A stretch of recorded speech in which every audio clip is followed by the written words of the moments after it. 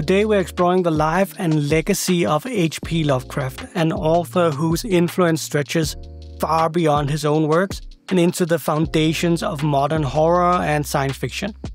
Hi everyone, I'm Razu and this is Razu Tales. On this channel I make videos about books, writing and do deep dives into horror and fantasy.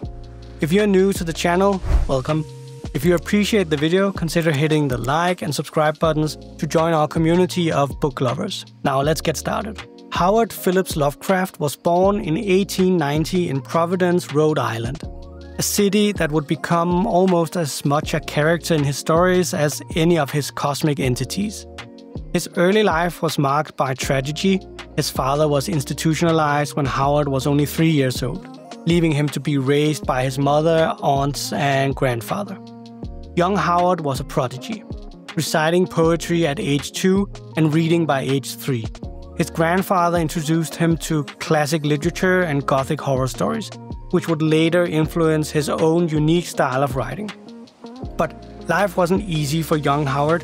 He suffered from night terrors and frequent illnesses, spending many of his early school years at home. What's fascinating about Lovecraft is how his personal fears and anxieties shaped his writing.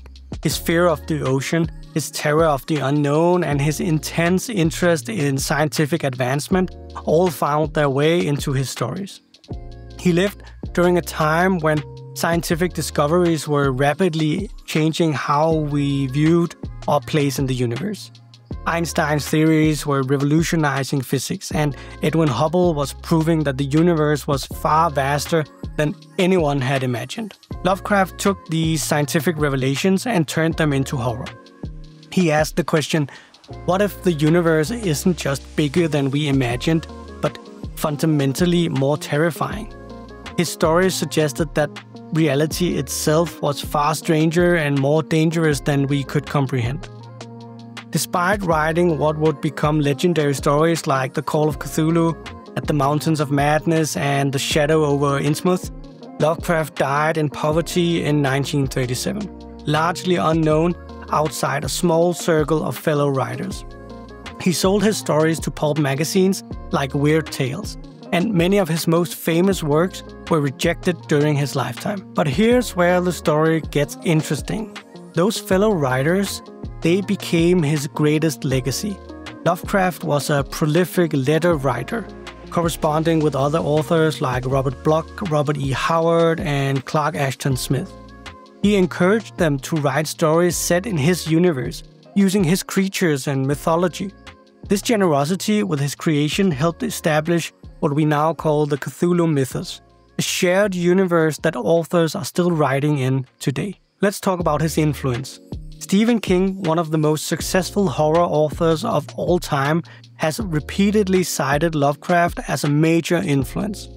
King's story, Crouch End, is directly inspired by Lovecraft's work, and it features a cosmic entity that would feel right at home in Lovecraft's stories.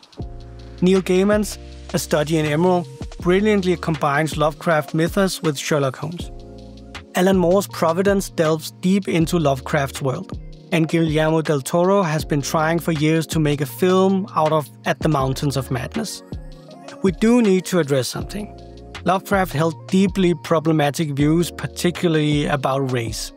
These views sometimes appeared in his work, and they're impossible to defend. However, modern authors have found ways to engage with his literary legacy while rejecting his prejudices.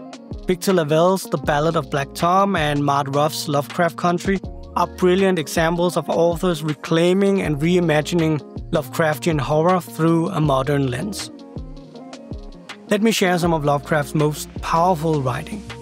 In The Mountains of Madness, he captures the essence of cosmic terror. It is absolutely necessary for the peace and safety of mankind that some of Earth's dark, dead corners and unplumbed depths be let alone, lest sleeping abnormalities wake to resurgent life, and blasphemously surviving nightmares squirm and splash out of their black lairs to newer and wider conquests. In The Color Out of Space, possibly his most perfect story, in my opinion, he describes something truly alien. It was just a color out of space, a frightful messenger from unformed realms of infinity beyond all nature as we know it. From realms whose mere existence stuns the brain and numbs us with the black extracosmic gulfs it throws open before our frenzied eyes. What makes Lovecraft's enduring influence so remarkable is how his core ideas transcend his personal failings.